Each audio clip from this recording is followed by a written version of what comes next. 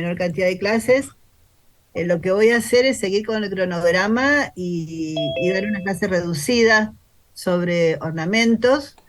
Por eso algunas cosas de la clase que daba originariamente las voy a pasar por alto, pero sí le voy a indicar los puntos que a ustedes les van a servir para mirar la cuestión del ornamento en el teatro y en la escuela industrial.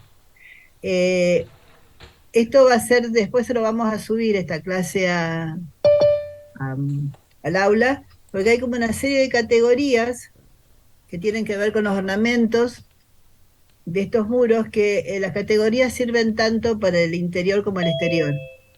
Las categorías que yo le voy a plantear son las categorías aplicadas en el exterior de los edificios, y ustedes lo que van a tener que hacer es aplicar esas categorías del exterior del edificio al interior, a la interioridad, ¿no? De los edificios que ustedes tienen. Así que voy a compartir pantalla. Eh, un minutito que tengo que encontrar. Disculpe.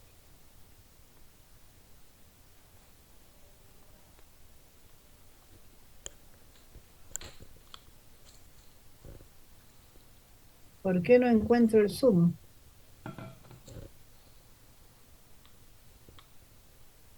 No. Disculpen que voy a cerrar algunas cosas.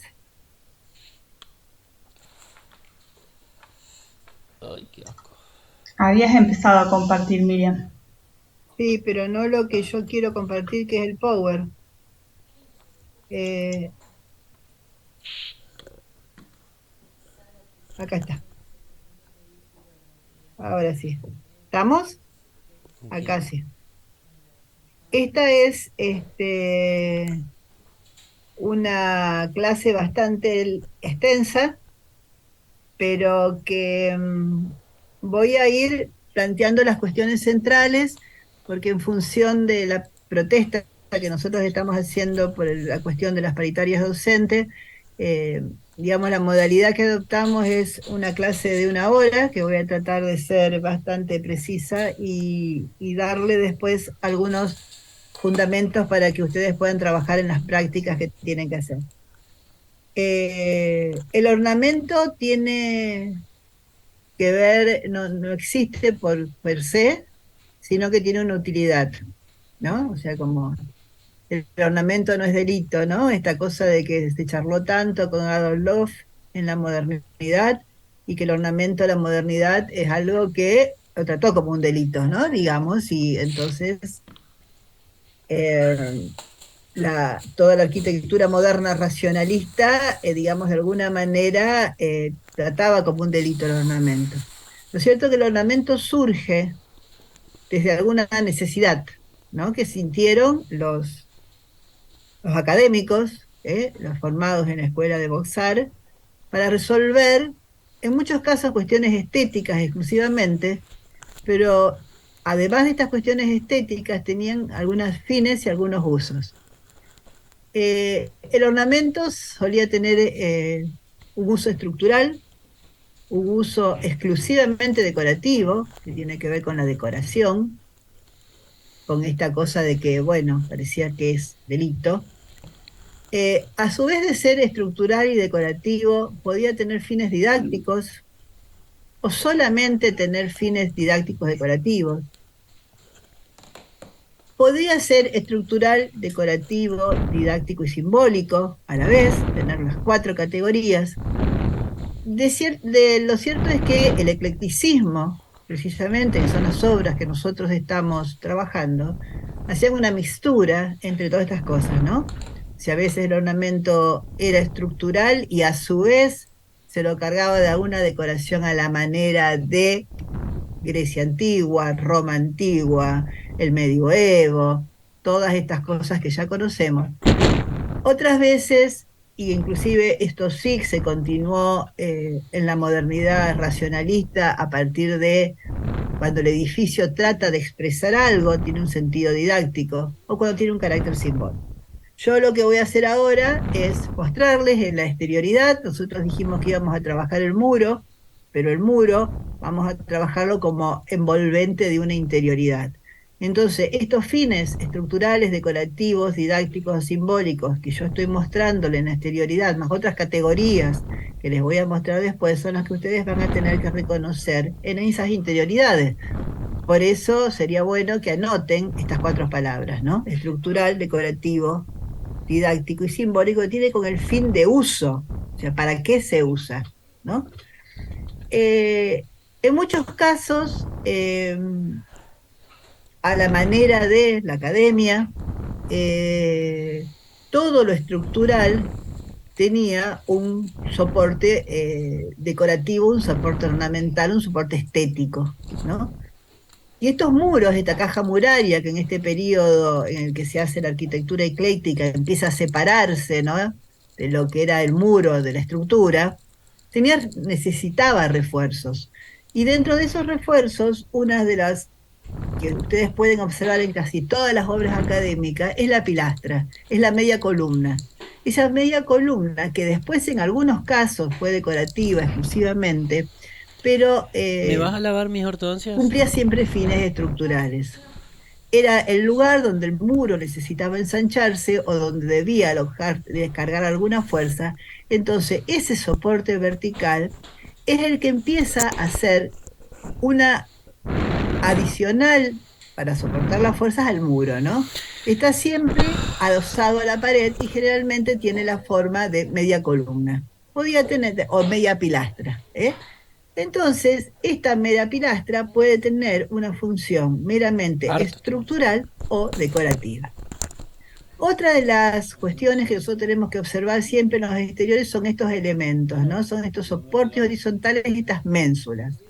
Generalmente, estas ménsulas dentro de sí tienen estos volados de estos perfiles metálicos doble T, ¿no es cierto?, que todavía nosotros utilizamos hoy, que están sosteniendo la bovedilla. O otros fines estructurales que de alguna manera, para darle este soporte estético, empiezan a ornamentarse, a decorarse. Fíjense que Dos acá hay una electricidades. ménsula de hierro y acá hay una ménsula que dentro de sí tiene un soporte de hierro y adquiere alguna forma a la manera de Grecia, Roma, orden dórico, corintio, jónico, o todas estas cuestiones que el eclecticismo mezcló. Lo cierto es que la función es precisamente esto, trata de soportar el voladizo.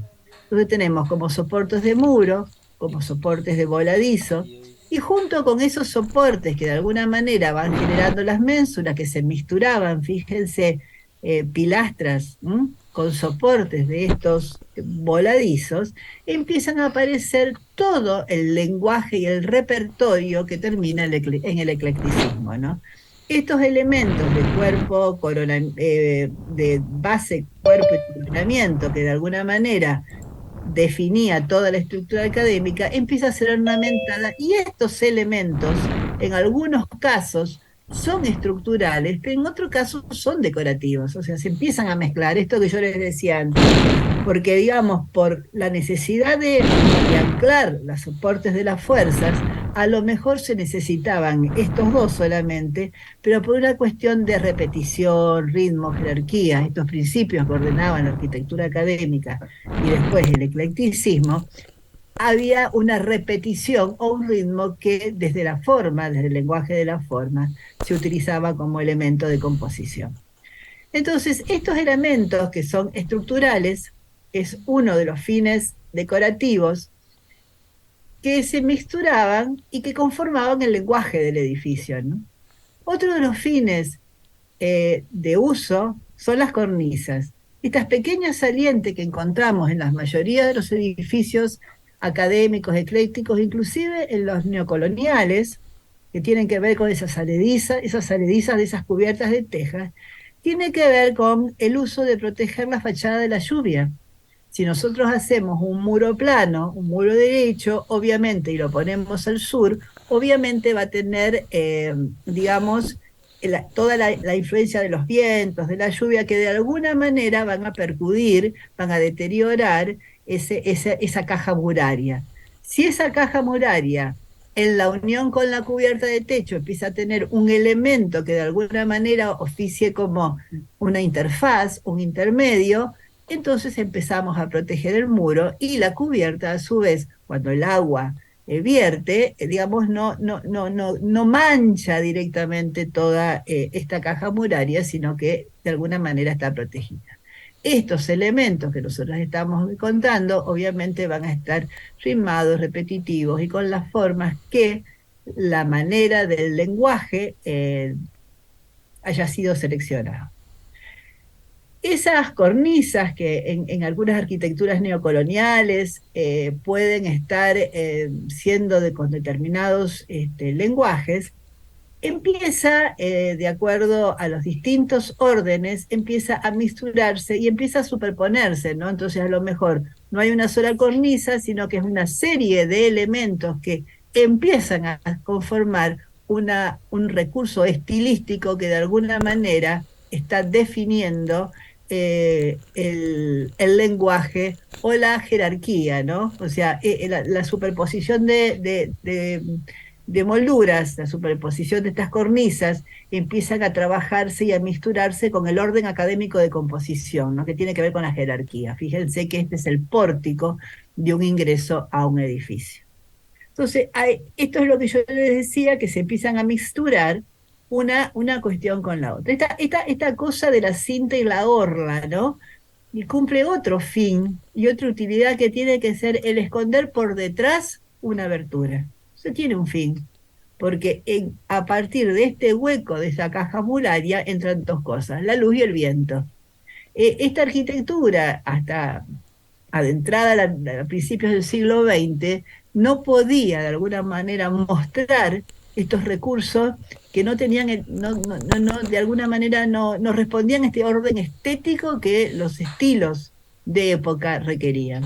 Entonces la ornamentación de nuevo cumplía un fin, que era esto, era precisamente esto, proteger la lluvia, soportar un elemento estructural o posibilitar que el aire y la luz ingrese a través de una ventana que no podía mostrarse tal cual era, ¿no? O sea, los materiales en bruto, los materiales tal cual eran, los elementos y los componentes, todo de alguna manera debía responder a estos órdenes académicos, ¿no es cierto?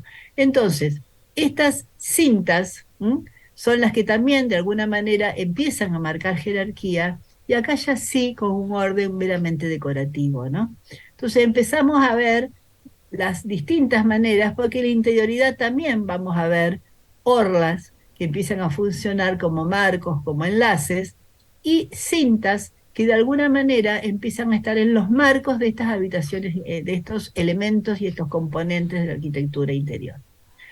Otra de las fines que tiene también, y otra utilidad que tiene la ornamentación es de alguna manera jerarquizar, y generalmente jerarquiza ejes de simetría, remates, el punto visual más importante. Acuérdense con el teatro, la imagen que mostró bueno, no recuerdo el nombre, que nos recibió, que estaba precisamente en el eje de la composición del espacio del Teatro Municipal. Entonces, estos remates que de alguna manera empiezan a trabajar una interrupción, un coronamiento o simplemente una jerarquía, también cumplen una función que es esta, ¿no? Lo que les estoy comentando. Otra cosa que se utiliza mucho a lo largo de la historia de la arquitectura y fundamentalmente arrancan con la arquitectura gótica, son los remates y los pináculos y las gárgolas, ¿no? Esta especie de remate, de terminación de elementos, que son elementos escultóricos donde intervienen, digamos que pueden ser elementos que con posterioridad empiezan a ser producidos en series, pero que en esta época eran producidos como elementos de arte, ¿no? Como elementos escultóricos, es otra de los fines que tiene el ornamento, que es precisamente establecer puntos de jerarquía, ¿no? Esos puntos de jerarquía de los cupulines o de los pináculos, que empiezan a aparecer como elementos mojones dentro de las ciudades, y fundamentalmente aparecen con la arquitectura gótica. La otra, el otro recurso que, digamos, que tiene utilidad son las gárgolas. Nosotros ahora, un elemento de acero inoxidable nos puede permitir el escurrimiento del agua, pero en estos momentos, en la manera en que se pensaba la arquitectura, era imposible que suceda eso. Entonces, si bien es cierto, dentro de esto está el mismo elemento metálico que de alguna manera está permitiendo que el agua de que retenga la cubierta, o sea, se escurra, también era elemento de decoración, ¿no? Este, entonces tiene que ver con esta cosa y la metáfora, ¿no? O sea, la metáfora de la gárgola que siempre tiene que ver generalmente con motivos eh, zoológicos, zoomórficos, ¿no?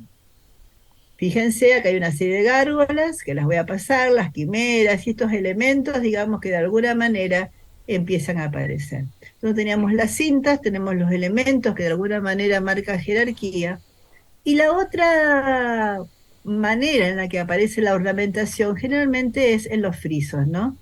Esto a lo largo de la arquitectura que conocemos, desde la arquitectura griega,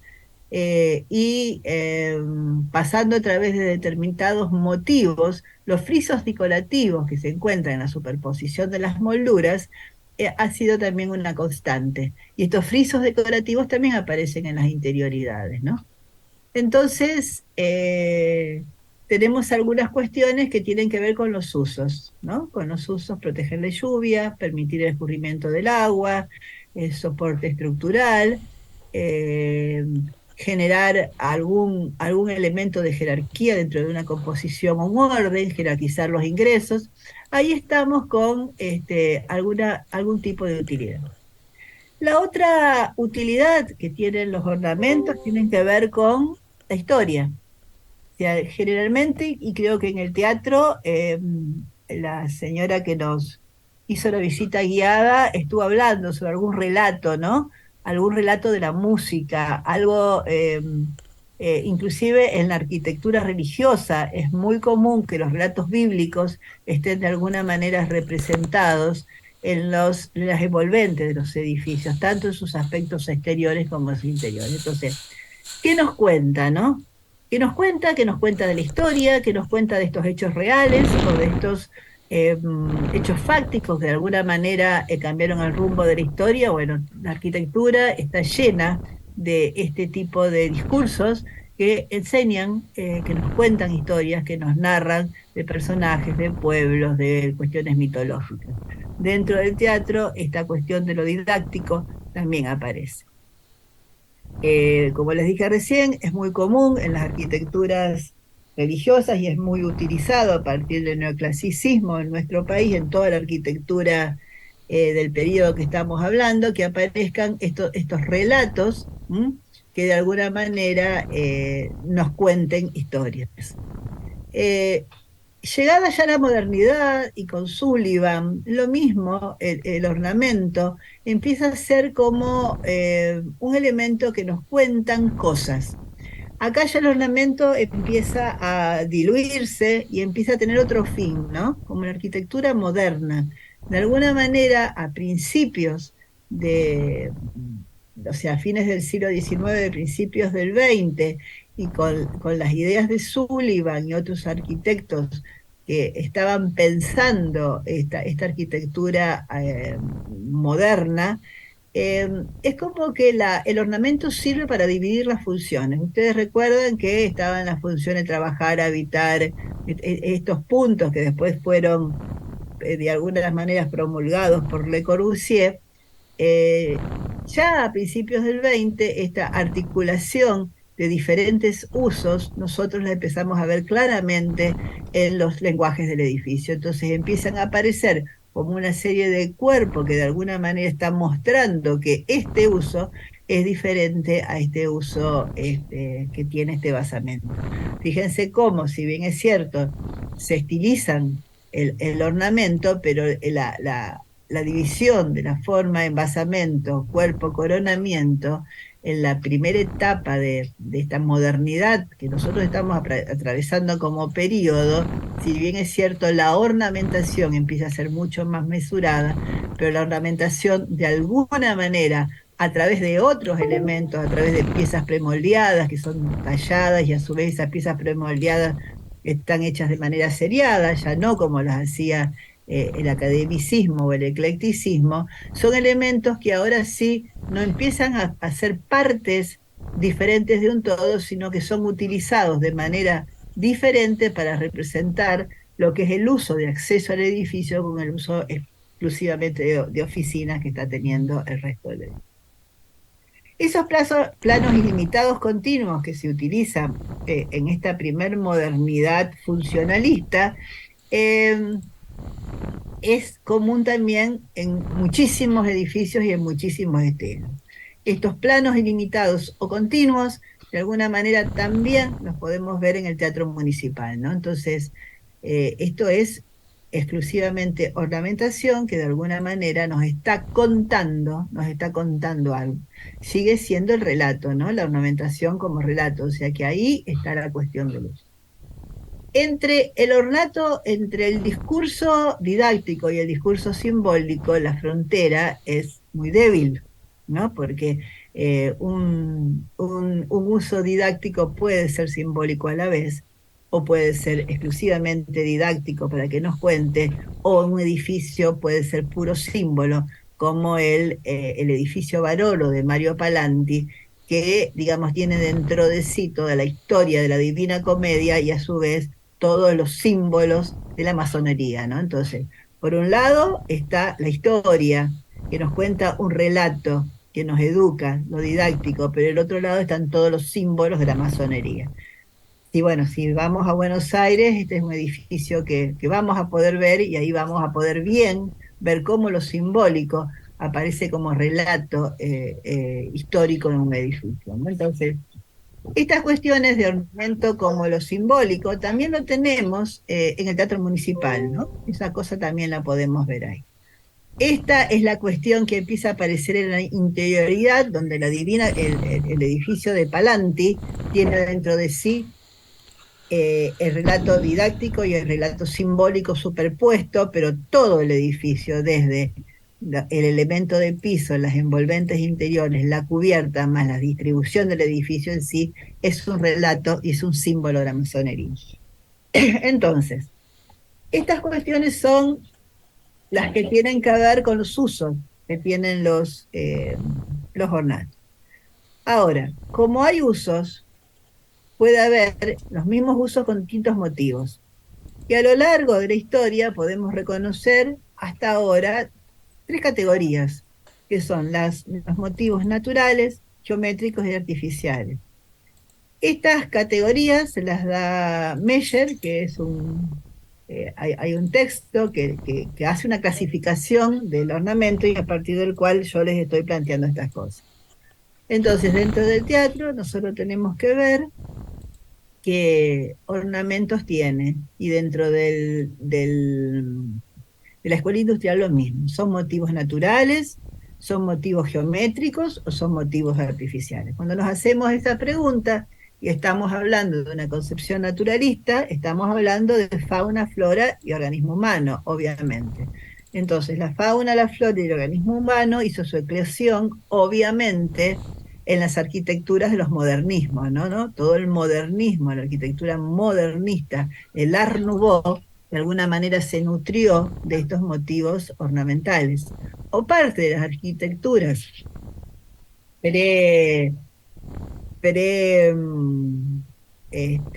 pregriegas, las más arcaicas, las que pertenecían a pueblos anteriores a la cultura griega, también utilizaban muchísimo los motivos naturales. Y esos motivos naturales indudablemente pueden tener carácter didáctico, pueden tener carácter simbólico.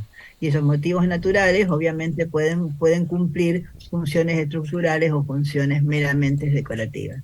Lo cierto está que a lo largo de la historia nosotros podemos reconocer una serie de ornatos que tienen que ver con la naturaleza.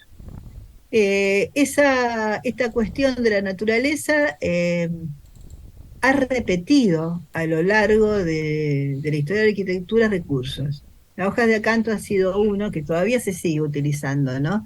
Entonces, con mayor o menor utilización, se han ido utilizando de acuerdo al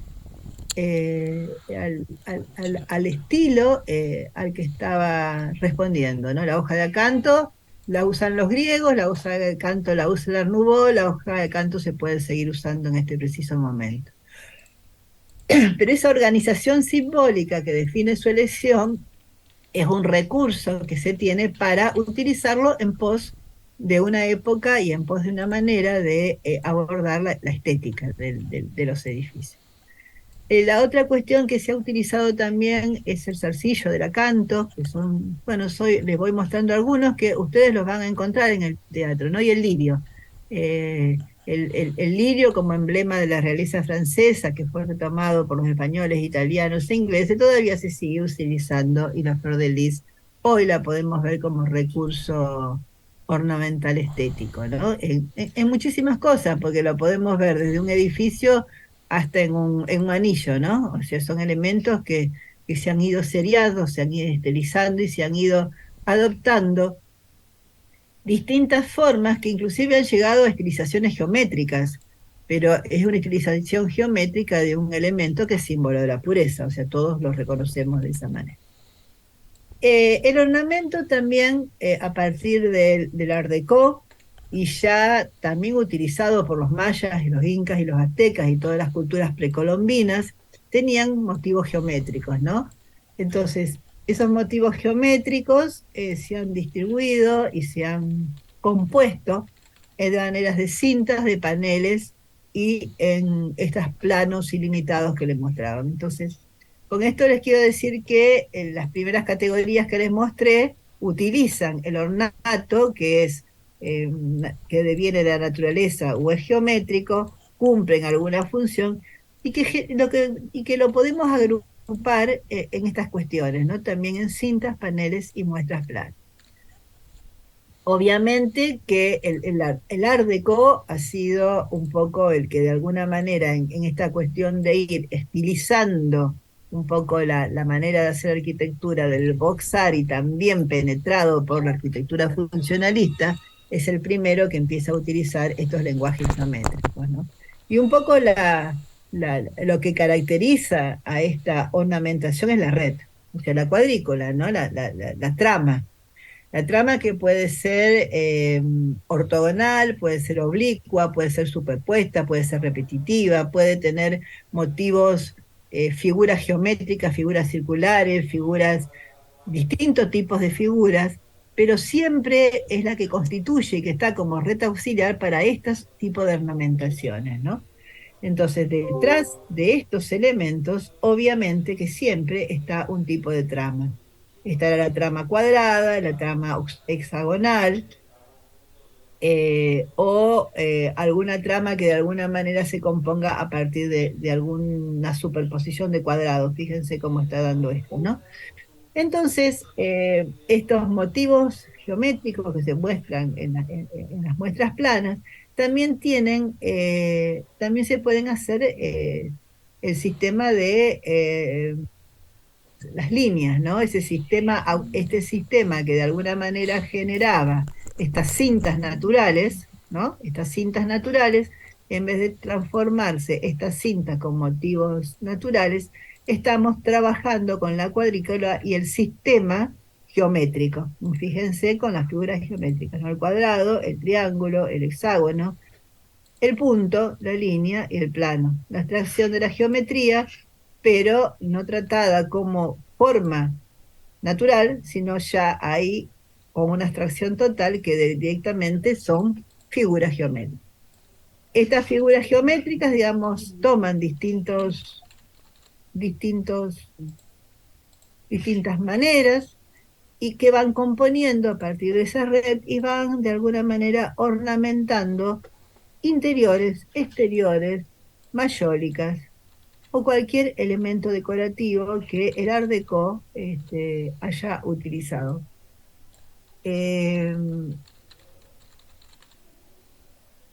siempre en base a estas cuestiones, entonces estamos teniendo distintos tipos de motivos. Lo paso a estos que son distintos sistemas auxiliares. Fíjense que es el cuadrado, que es el círculo, cómo va componiéndose. O como sistema auxiliar, la cuadrícula también se usaba ya en el neogótico, de alguna manera con geometrizaciones, pero mucho más vinculadas a las formas naturales, ¿no? O sea, esa cuadrícula base que de alguna manera contemplan este tipo de ornamentaciones, y que esa cuadrícula base es la base para después constituir de alguna manera estos objetos seriados, ¿no? Nosotros esto lo vamos a hacer porque en realidad lo que vamos a tratar de encontrar es el orden geométrico de las ornamentaciones que tienen estos dos edificios que ustedes están analizando. Encontrando el orden geométrico vamos a poder de alguna manera hacer el modelo, y desde el modelo vamos a poder hacer el molde y después vamos a poder hacer el objeto nuevamente como modelo. Bueno, más ejemplos de cómo la cuadrícula de alguna manera ha ido ordenando estas ornamentaciones. Y la otra cuestión que tiene que ver con las maneras en que se utiliza el ornato: teníamos natural, teníamos el geométrico y es el simbólico, ¿no? O sea, es muy recurrente, y también en el teatro los hemos visto los otros días, como escudos, emblemas o trofeos empiezan a ser elementos de esta serie de elementos que la arquitectura ha tenido a disposición por muchísimos tiempos, ¿no? Les muestro rápidamente, sin explicar demasiado, o sea, los símbolos que de alguna manera van identificando digamos, el origen del edificio, que tienen que ver con la Italia, con la Inglaterra, con la guerra, con las luchas que la humanidad ha tenido, ¿no? Entonces, todo este tipo de cosas nosotros los podemos encontrar en algunos tipos de edificios que, bueno, si ustedes agudizan la mirada, lo podrán reconocer. Los jarrones y antorchas están presentes desde la arquitectura griega, también en los edificios, y fundamentalmente en el momento en que estamos trabajando son elementos que son como recursos también muy utilizados para la arquitectura ecléctica. Le muestro el Palacio de Aguas, que es otro edificio que creo que vamos a ir a recorrer, si podemos conocerlo, que es un edificio ecléctico que tiene por fuera, creo que un ejemplo de todos los tipos de ornamentaciones y todos los escudos y todas las cuestiones que representan a la Argentina de ese momento, ¿no es cierto? Entonces, la decoración, la ornamentación es un elemento a partir del cual podemos reforzar una identidad, una representación del arquitecto. Entonces, les mostré esto rápidamente para que reconozcamos que tenemos tres categorías que tienen que ver con los usos, que tienen que ver con los motivos que nosotros estamos representando, y que tienen que ver con el tipo, ¿no?, de ornamentación. Estas ornamentaciones obviamente tienen otra clasificación, también siguiendo a Meyer, que la podemos clasificar con artesanal, en la que nosotros podemos ver esta que hace el maestro yesero, o el maestro frentista, que de alguna manera está haciendo artesanalmente estos ornatos.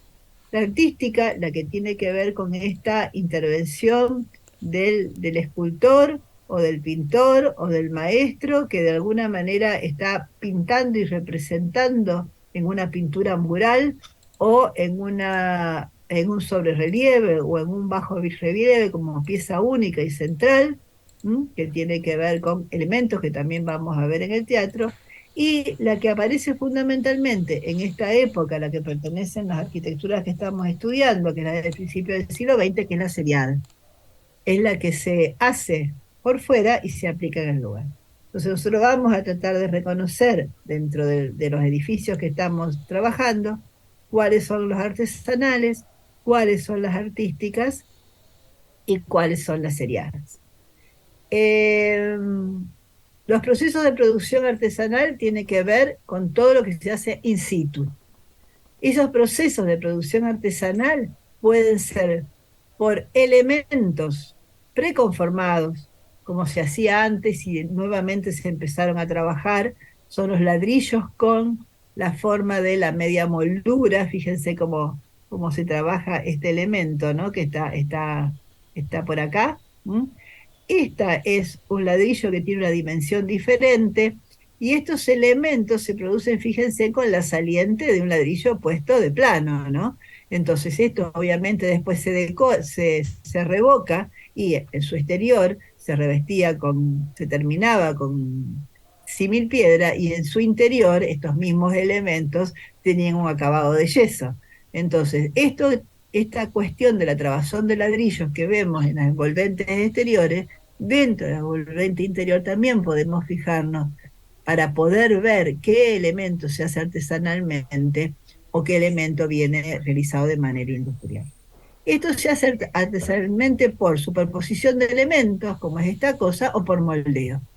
Esto es la clásica moldura, donde se produce el recorte sobre una plaquita de una chapa, ¿no? O un elemento de madera, y el yesero o el maestro albañil, de alguna manera, ya sea un material, sea el símil piedra o cualquier material a base de cal para el exterior, o en el caso de los interiores, fundamentalmente estos elementos se hacen en yeso, ¿no? Es el trabajo tradicional que por ahí Sergio y Vale les van a comentar, y es un poco la técnica, una de las técnicas que ustedes van a ver, inclusive supongo que en la charla con el maestro Yesero en la escuela industrial se los debe haber explicado. Entonces, hay una producción artesanal que se hace por superposición de elementos y otra que se hace por moldeo, por aplicación, pero ambos tienen que ver con la labor manual, ¿no? Esta cuestión está presente en muchísimos interiores y exteriores de muchísimas arquitecturas, pero también es interesante poder descubrir la artística, ¿no?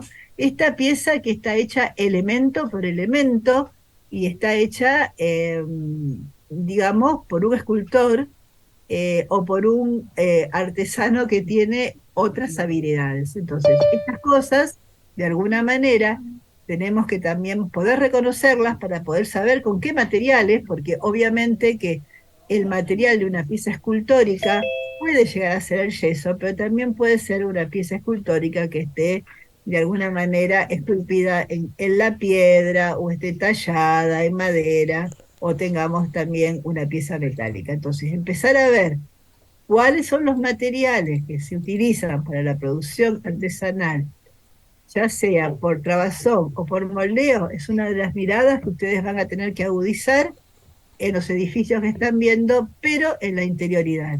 Y poder detectar de estas especies, de estos ornatos, cuáles son esas piezas especiales, que en el caso del teatro, creo que tenemos algunas piezas especiales que ustedes las pueden reconocer, porque no son tratadas en el momento de la restauración del mismo manera. No es lo mismo restaurar una pieza que surge de la composición del muro a una pieza que surge de una incorporación de un elemento hecho manualmente a una pieza que está esculpida especialmente por un escultor.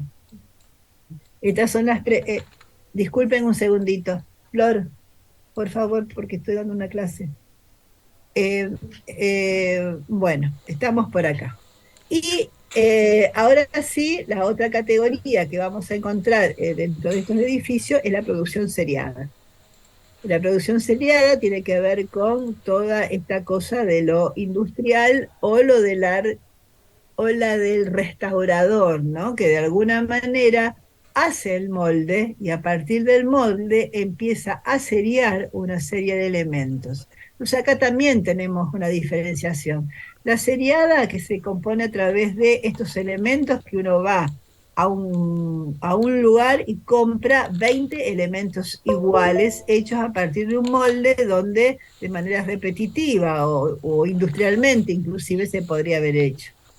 Y después está la otra reproducción, que es la que nosotros vamos a hacer A partir de esta, que se copia un elemento, ese elemento se hace a partir de esa copia un molde y un contramolde, que es lo que vamos a hacer nosotros, y después de haber hecho el molde y el contramolde, es el elemento para que a nosotros nos sirven para realizar un modelo que con ese molde lo vamos a poder reproducir tantas veces. ¿Mm? No podemos reproducirlos 1000 veces porque el molde, por el tipo de material que es, tiene un proceso que es limitado de duración por el desgaste. Si nosotros estamos pensando en una producción industrial, esta es otra cosa. Entonces acá vamos a hacer un proceso de producción y tenemos que reconocer si es un elemento que es inclusive seriado, que viene vendido por metros, 2 metros, 1 metro, 3 metros, o si es un elemento que nosotros nos vamos a tener que reproducir y de alguna manera seriar. Esta cuestión de reproducir con un seriado limitado es la que Sergio y Vale les van a comentar respecto al yeso en alguna clase específica que ellos den. Entonces, esta cuestión tiene que ver con que esto que les estuve contando generan distintos lenguajes, que los voy a pasar totalmente por alto, los voy a mostrar así rápidamente nada más, después se los dejo como clase, porque acá lo que explicaba en otra clase mucho más larga es cómo estos distintos tipos de ornatos representados por distintas formas y tecnológicamente resueltos han ido pasado a lo largo de toda la historia de la arquitectura. Lo paso largo, rápido, y voy a ir ahora sí a esta cuestión que tiene que ver con otra cosa que ustedes tienen que ver.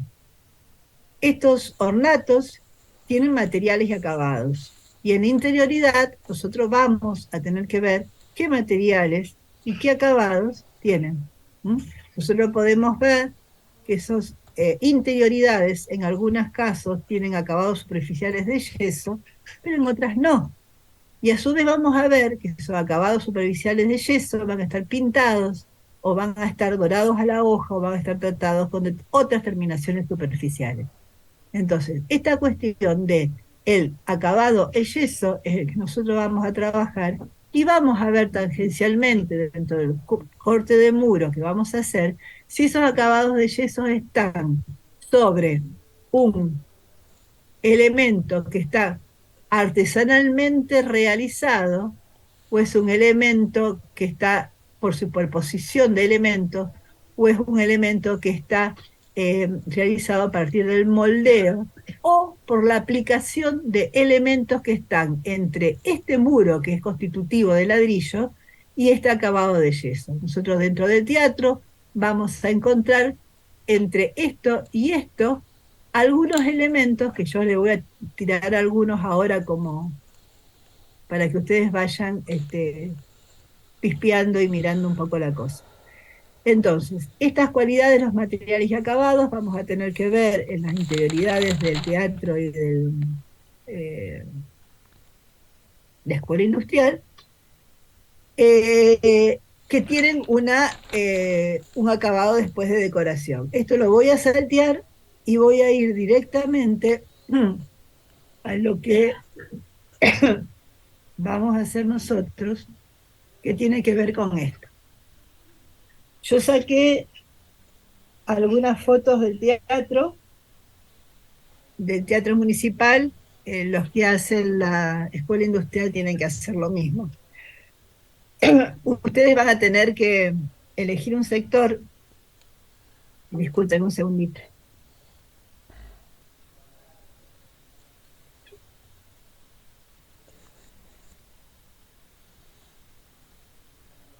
Ustedes van a elegir un sector del teatro al que se puede acceder y dentro de ese sector vamos a elegir una parte.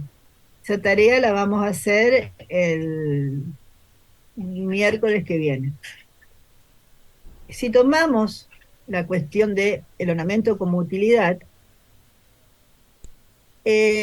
a las categorías de Meyer yo le agregué tecnológico, ¿no? Nosotros vamos a ver si esa utilidad estructural, con qué tecnología, con qué materiales, qué tecnología está detrás, ¿no? Vamos a profundizar fundamentalmente ahí. Vamos a ver si a su vez es decorativo exclusivamente, si es didáctico, si es simbólico o si hay una superposición de elementos. Esta cuestión estructural tecnológica, y yo le agrego la palabra tecnológica, porque no es solamente estructural, tiene que ver con estas tres imágenes que yo les planteo. Si ustedes miran la unión de la envolvente vertical con la envolvente superior en las tres imágenes, siempre vemos que hay un elemento que vincula una cosa y la otra. Ese elemento tiene una cuestión tecnológica que es importante y que todavía hoy se sigue usando con el Durlock, el material roca yeso, ¿no? Que es el de tratar de ver que estas fisuras, de alguna manera, si se producen, queden ocultas. Si uno no tiene una unión entre el elemento horizontal y el vertical, ¿qué tenemos hoy en la arquitectura contemporánea? Tenemos una buña, un elemento metálico que de alguna manera está absorbiendo las diferentes tensiones que trabaja este material, que tiene una estructura que puede ser metálica o puede ser de madera, o como se hacía en la anterioridad, puede ser una bovedilla, puede ser unas alfajías de madera simplemente o metal desplegado, porque este elemento, sea cualquiera su material constitutivo, su alma, tiene distinta dilatación, distinto movimiento que este muro. Y muchas veces los movimientos de los muros laterales absorben también estos elementos de cubiertas superiores. En el caso que el problema sea estructural del muro, obviamente que esta moldura no va a solucionar nada, porque el problema es el muro que se asentó, entonces arrastra a el sistema arquitectónico. Pero sí lo que posibilita siempre estos elementos más decorativos o menos decorativos, que se realizan con molduras aplicadas o con buñas que separan, y que es ese corte de pintura que ustedes ahora lo ven muy bonito, pero no es porque es bonito, es porque es un fin tecnológico, se necesita resolver así la cosa, porque si no es inevitable la rajadura. Ahora bien, este elemento que tiene un fin tecnológico, que es el que yo le agregué y le doy el caso para que lo comprendan y ustedes puedan encontrar otros, puede ser simple o puede tener fines decorativos, o puede ser muy decorado, muy trabajado. Entonces, nosotros vamos a ver que los distintos sectores en las arquitecturas de este periodo, fundamentalmente, vamos a ver que hay sectores mucho más ornamentados y otros donde la ornamentación prácticamente no existe, ¿no? Ahí ustedes van a ver algunos usos de la ornamentación que tienen más que ver con esto que yo le dije con Sullivan, ¿no? Esta cosa que hacía Sullivan de decir, diferencio el ornato de acuerdo al uso. Y habría que pensar si diferencio el ornato de acuerdo a la categoría de uso que tienen dentro de los edificios. ¿Mm? Estas cosas que hay como lugares principales, la sala, el espacio mayor, en el caso del teatro está profusamente decorado, y hay otras partes del teatro que tienen muy poca decoración y otras cosas nada. Entonces, hacer esta observación es lo primero que creo que ustedes tienen que tomarlo como para llevarse de acá algo importante. Estas decoraciones podemos tener estarcidos, podemos tener distintos tipos de acabados, pintura dorado a la hoja, pintura, ¿cómo se llama?, al aceite. Hay un montón de tipos de acabado que superficialmente nosotros vamos a ver. Pero también vamos a ver que ese tipo de acabado que tiene que ver con el color y con el acabado que se le da después al ornato, también se usa de acuerdo a la jerarquía de los espacios. O sea que recorrer los edificios, viendo qué jerarquía de espacios tiene de acuerdo a los usos para que fueron pensados, es una tarea bien interesante que ustedes pueden llevarse de acá. Después, ¿qué vamos a reconocer? Después vamos a mirar en particular estas envolventes, ¿no? Y vamos a decir, ¿qué me interesa? ¿Qué quiero trabajar? ¿Qué ornato puedo yo llegar a reproducir? ¿Mm? Este, un pedazo de una cinta. Y ahí es donde yo empiezo a ponerle nombres, ¿no? Son cintas, o sea, ahí utilizo la otra categoría que hoy les estuve explicando, ¿no? Entonces defino, voy a hacer un elemento, voy a hacer una cinta, voy a hacer una orla, la llamo con la categoría que les hemos ido presentando. Fíjense el nivel de ornamentación que puede tener la unión de la cubierta del cielo raso con la envolvente interior. Podría ser en la contemporaneidad una buña. En este caso tiene una serie de elementos superpuestos, como esos frisos superpuestos que yo les comentaba en el caso exterior. Bueno, esos frisos superpuestos, estas columnas con las hojas de acanto, o el orden corintio, jónico, o dórico, están en el teatro, están en los edificios que estamos viendo de este periodo.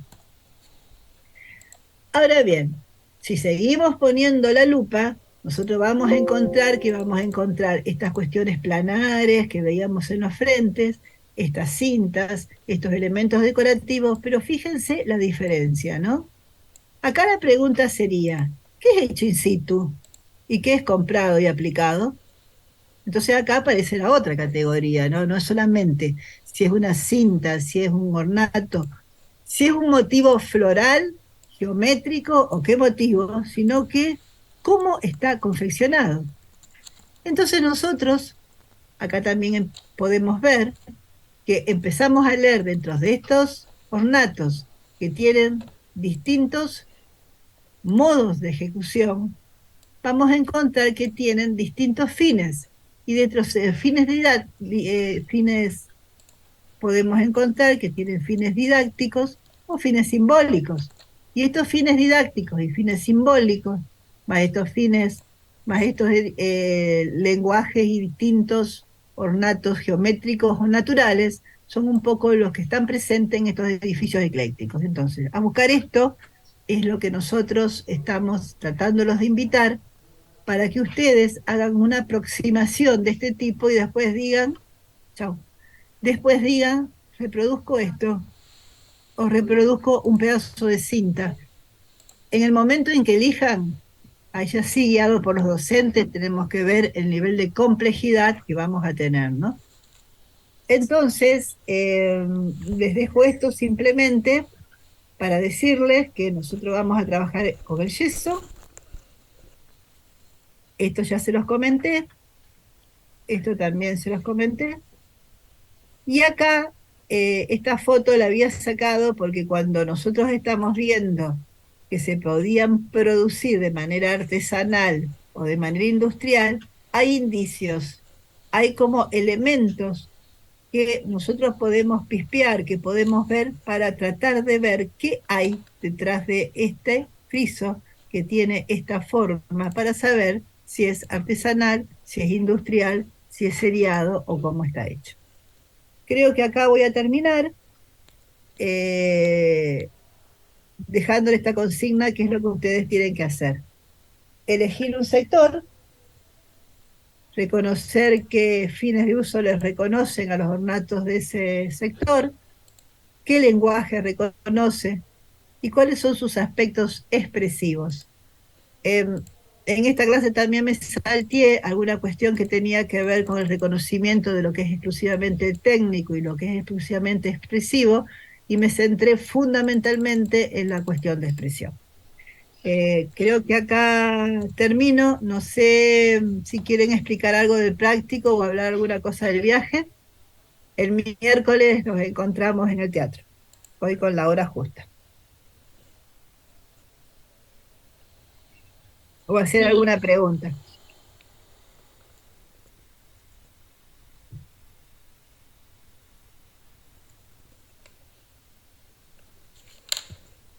espero si alguien tiene alguna consulta, si no. Yo sobre el viaje, ¿te había escrito a vos, Valen? ¿Te había mandado mi nombre y mi número de documento? No sabía si te había llegado. Sí, ahora con el viaje, el centro de estudiantes armó un formulario para que sea más fácil de completar y no tengamos que, entre el ida y vuelta, digamos, de mensajes, se acumulen muchos mensajes. Entonces, hay un formulario que yo se los voy a mandar ahora por mail del aula virtual para que todos tengan. Y bueno, los que ya se inscribieron igual y los que yo les contesté recibido, no se preocupen, ya están anotados y están incluidos en la lista del formulario.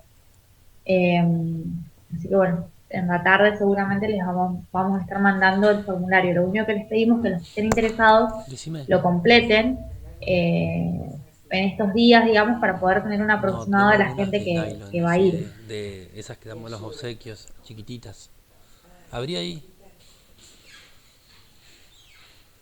Las chiquitas de No sé si UNL, alguien las que más son tiene transparentes y alguna azul. Acá arriba consulta. tienen que estar todas apiladas. Ahí nomás. Karin, ¿no la ves? ¿Hasta cuándo hay tiempo de confirmar? Dicen ahí. A ver si Son- Sergio me ayuda, creo que hasta el viernes, ¿no? Hasta el viernes hay tiempo de confirmar, nos dijeron, ¿no? Sí, para poder pagar, señar, digamos, lo que es el colectivo y el hotel. Sí. Y justo de eso, con la seña, ¿nos van a informar después o ya tenemos que empezar a señar? Sí, si ustedes pueden enseñarlo, sí, ahí con eso reservan el lugar. Y si los... Hay una cuestión que nosotros tenemos que ver, que en principio si nosotros pensamos un precio es para el colectivo completo. Si llega a no completarse, le tenemos que informar de qué ajuste tendría. En ese caso, si ustedes dicen no, con este monto no puedo, se bajan, ahí le devolvemos. Pero si no, la idea es completar el colectivo. Por eso también ustedes pueden sumar compañeros de otras materias que estén haciendo juntos que les interese el viaje, pueden sumarlos. Y si mantenemos el viaje, se llena el colectivo y llega a salir más barato, en ese sentido también se le puede devolver el dinero, eso no hay inconveniente. La idea nosotros pensamos en llenar el colectivo. Si no se llena, vemos a ver qué tipo de ajuste puede llegar a haber. Ojalá que no. Y en el caso de que haya, les decimos, si ustedes están de acuerdo de continuar para viajar, bien, o sea, genial, buenísimo. Y si no, bueno, ustedes tomarán una decisión y lo vamos a considerar, por supuesto. Ok, Yo creo que y esta seña se la tenemos que hacer al centro de estudiantes cuando nos envíen el Sí, formulario. Sí, Ok, gracias entonces, profe. Creo que es más o menos eso lo que quería consultar sobre la dinámica. dale. yo tenía una pregunta para hacer, Vale. ¿Vos habías dicho que cuántos anotados estaban de la asignatura? hasta ahora hay en total 17 inscriptos. Pero cuando se hizo la Ayer, encuesta, ¿cómo? cuando se hizo la encuesta para el viaje, ¿cuántos eran? Cuando se hizo la encuesta era la mayoría, por eso me sorprende que todavía no estemos equiparando, digamos, al total prácticamente del cursado. Por eso yo les vuelvo a repetir que los que realmente están interesados manden, aunque sea hasta el viernes más tardar, traten de completar el formulario, después arreglarán, digamos, el hecho de pagar la seña con el centro estudiante, pero bueno, el tema es asegurarnos del colectivo y el hotel. Sí, y tal vez también preguntar la razón por la cual se anotaron y ahora no, porque si es el costo, por ahí habría que ver de Sí, hacer obvio. alguna cosa, alguna rifa, alguna cosa para recaudar fondos. Pero si es otro problema, bueno, sería bueno que lo digan porque en realidad es un viaje para esta materia. Eh, el Sí, resto es para completar el además, colectivo. si llegamos Sí. a superar el número que tenemos previsto del colectivo, hasta se pueden abaratar costos, digamos. En ese sentido, hasta a quien no llega puede salir más barato y al que abonó la totalidad se le devuelve el excedente. Que nos avisen, que nos hablen y vemos la forma. Sí. Sí, yo creo que eso sería prioritario para saber quiénes van de esta, porque el número, digamos, que no se anotó es considerable. Mm. Sí. Sí, yo con la lista que tengo de inscriptos hasta ahora son 15 que son de esta cátedra, o sea, que están cursando ahora, y dos personas más que se anotaron que son externos. Eh, más prácticamente la mitad de los que han confirmado que sí van a ir en un principio. Así que bueno.